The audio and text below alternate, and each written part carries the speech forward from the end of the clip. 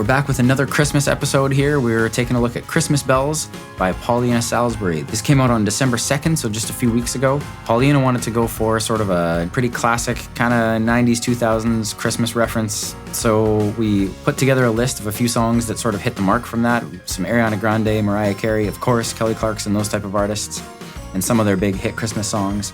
And took a few ideas from all those and kind of put it together to get what we have here. So it's kind of a melting pot of a bunch of the Christmas hits. This video is definitely going to be focused more on the production rather than the mix. If you're interested in the mix, comment below and I'll see maybe I can do a second walkthrough on more of the mix side. But today we're going to be talking about the parts, the performance, and how everything kind of fits together from a production standpoint. Let's dive into it here. So we've got quite a few things going on here. Just a quick run through of the session. We've got drum shells. This was another opportunity where I got to record the drums on this song and we did shells in one pass and then cymbals separately. After that, we've got a little bit of drum programming, decent amount of percussion, things like cymbal swells, chimes. We recorded our own snaps and our own claps, some bass guitar, acoustic, electric. The main instrument of the song is piano, which Paulina played. She came up with a really simple and fitting part for the song, and we kind of based everything in the song around her piano part. We've got some strings here, because of course Christmas lends itself to some string arrangement. Decent amount of orchestration for the riff, the little licks in between vocal lines, and then vocals.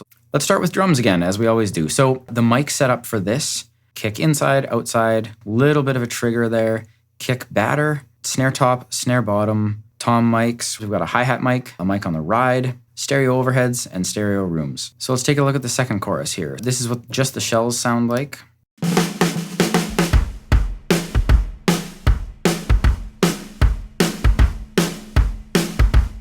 Really simple groove. This is not about the drums. It's just kind of about holding the groove down and keeping the momentum up. If we listen to only the cymbal part, this is what that sounds like.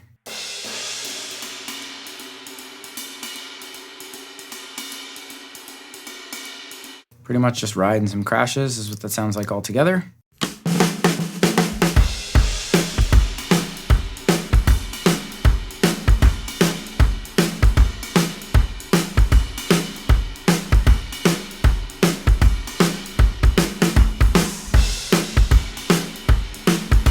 So everything in there is really quite simple. It's all about the groove and the momentum. So when it's a more kind of pop-oriented song like this, what I like to do, put that main instrument down. In the case of this song, it was the piano. Once we get that piano down, then we can start programming things around it. And that way we can instantly change the performance to be, okay, maybe we like this drum fill, maybe we like this fill, maybe we like this groove.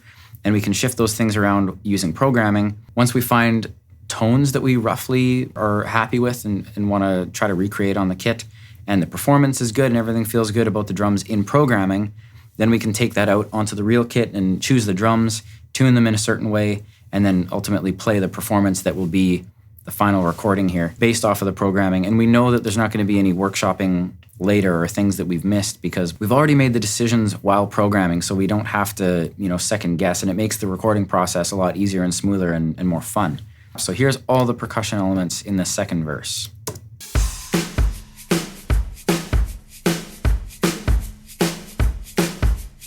I solo these snaps.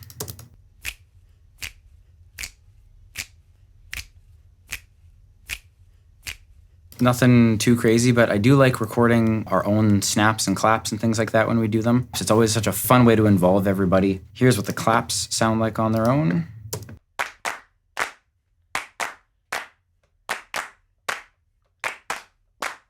And that was the same thing. So what we did here, we recorded a few, we called these claps big, which I think we just stepped away from the microphone for these. And then we did a couple thick, where it's a different clap position.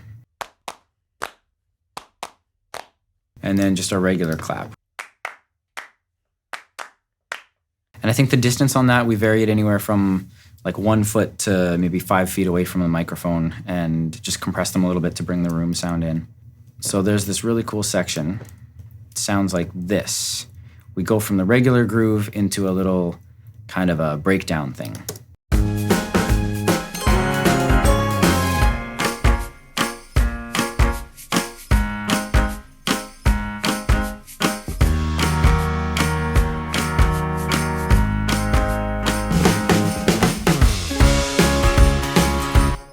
So that section, there's a few cool things going on. One of them is the claps, which we just looked at. The other one, there's this trunk. So this was for a separate project. I ended up recording this treasure chest trunk thing, and I actually ended up using a few of the samples in this just to double the kick drum in the section to give it a little bit more attitude. So this is what the trunk sounds like on its own.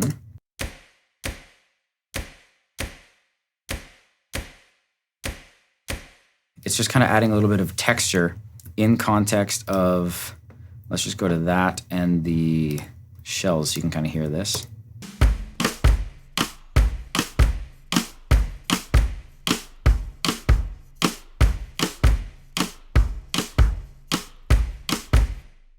So for that one little section, it just adds a little bit more interest. When everything is stripped back, the only instrument in there at the moment is piano. That just allows the kick drum to kind of sound a little bit more exciting. It doesn't sound like an effect necessarily to me. It's not meant to be an effect. It's just when you strip things back, there's more opportunity to hear the subtlety. And that's when you can kind of add in little textures and layers. So the claps, the trunk, those things only happen on that section of the song. So having something at each phase of the song, at each part that's unique that you kind of look forward to helps to make sure that each part of the song is more memorable. The bells are kind of a cool thing. So this is a combination of programmed bells and Paulina's bell percussion instrument that she brought in. So here's the programmed. And then we have Paulina's live bells that she performed, and those sound like this.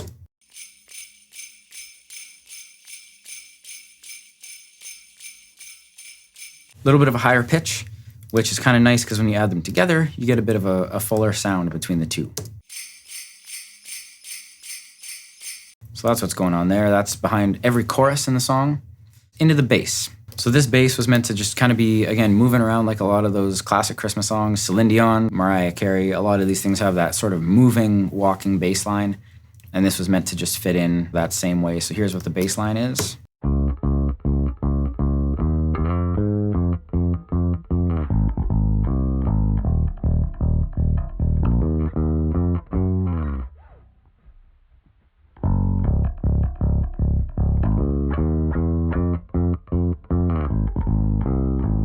Let's play that with the drums, actually. All drums, all percussion, and the bass on just part of that section.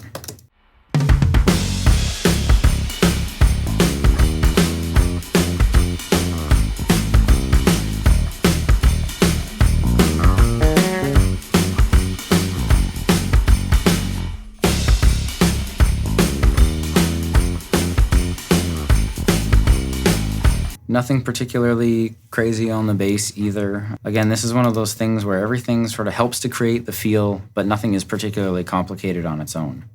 So here's the rhythm instruments without the piano and without the lead riffs.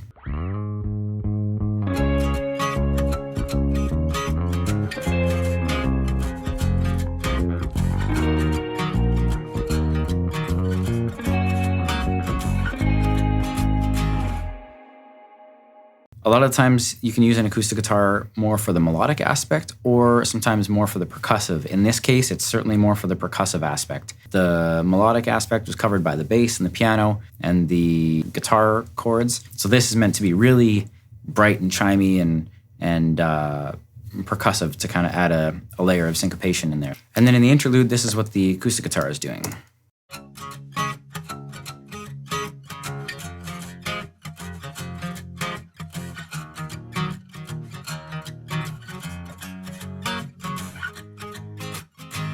I've also got this electric guitar layer here, which is doing just these little triads to add some melodic interest over top of everything. Off the intro, they sound like this.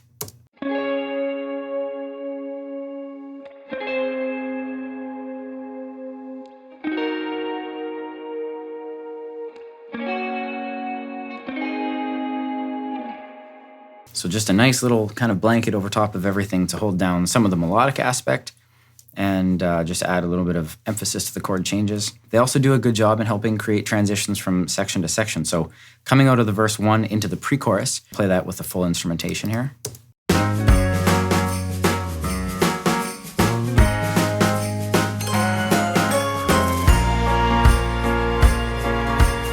On its own, this is what that sounds like. The vocals do this, the specialty instruments. I'm a big fan in productions when there's multiple sounds playing the same or similar thing. It doesn't always have to be that complicated, but having things play together to just sort of help kind of shape the song along makes it sound like you've, put a lot more thought into it, which you have to get to that point. But rather than blindly playing to a click track or something and every instrument playing is, play a lick here, play a lick there, and whatever, that's fine if it's sort of a jam band type of context. But something like this, to have it more thought out, where you've got multiple instruments either playing the lead or harmony, or the vocals and the guitar singing and playing something together, just it brings everything together and makes it a lot more interesting for the listener. Here's a good example of that. So the electric guitar here plays the same lead line, but the bass switches and plays kind of the harmony to it. So together, this is what these two sound like. And it really kind of helps add interest beyond the first time that we heard it. If you hear the same exact thing or the same part, say you've got the same riff, but it happens multiple times in the song, each time that you hear it within the song should be slightly different. There's a different attitude behind it, or there's a new sound layered under it, things like that, to make sure that things are staying interesting. Even though a lot of these pop songs have a very copy and pastable, generally the same chord structure, same melody, I think there's a lot of opportunities to make things linear so that you can hold people's attention throughout the course of a 3-minute song. The piano is the main instrument of the song. Let's check this out. The chorus on piano sounds like this.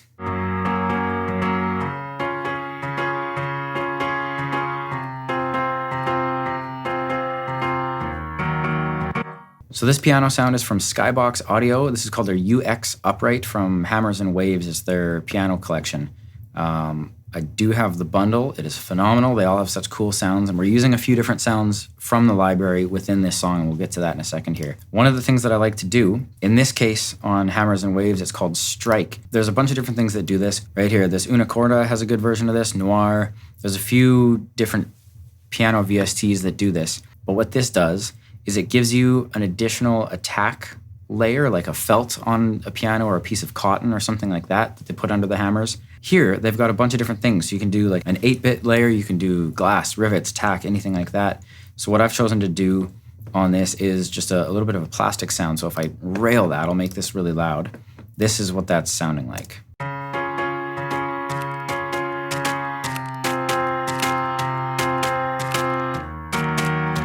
And then the way that it was actually mixed, quite subtle. This is how it is actually in the mix of the song.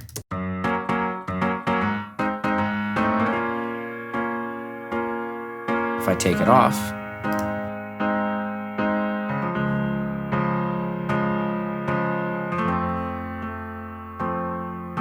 so minimal. This kind of gets us that modern but cozy upright sound still. Probably my favorite upright sound. Now we're getting into a bunch of our programming here. We have got a bunch of strings, some orchestration. They'll do little things like this.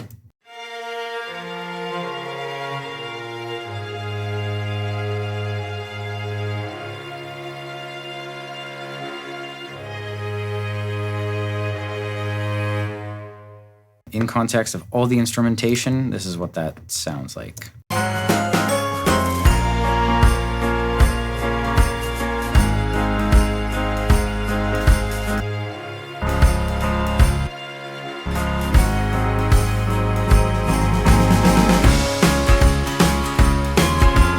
Towards the end of the song, they play a little bit more of an important role.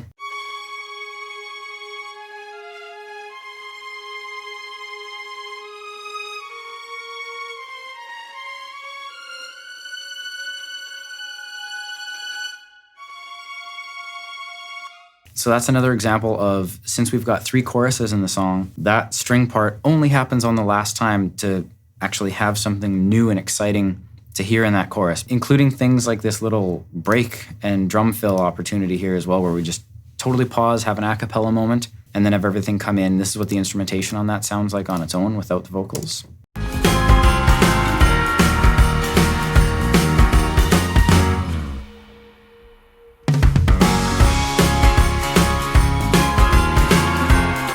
And what that does if you listen to the song is it allows for this little point of interest in the last chorus to hold your attention, and it's something new and exciting to keep you listening right to the end. Let's check out all of the orchestration here. This was a fun process coming up with this because she had a very good idea of what she wanted with the song. I had kind of mapped out a rough version with some simple instrumentation, and she had sent me back a voice memo with a bunch of the background vocal ideas, and in one of those was this riff that we ended up using here.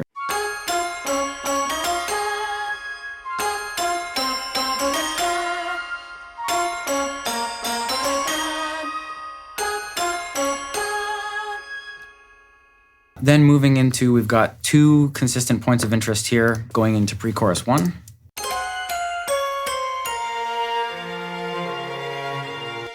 Nice lead in there, and then going into pre-chorus 2.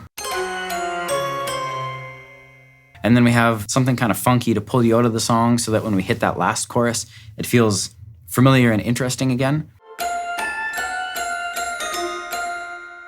We had that. We actually tried changing it for something else. I don't have it available here, but we kind of got used to it and it ended up sticking. So there it is. In context of the song with all the instrumentation, that little section sounds like this.